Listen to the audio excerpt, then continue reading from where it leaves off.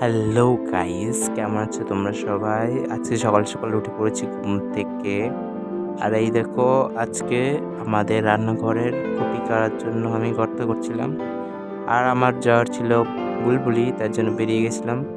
আর এখন কিছু জমিতে চাষ দেওয়া হয়েছে, ভুট্টা হয়েছে, এই ছোট ছোট ভুট্টা গাছ এগুলো।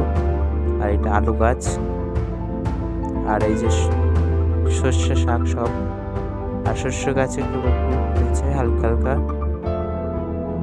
আর এই দেখো বুলবুলির বীজটা।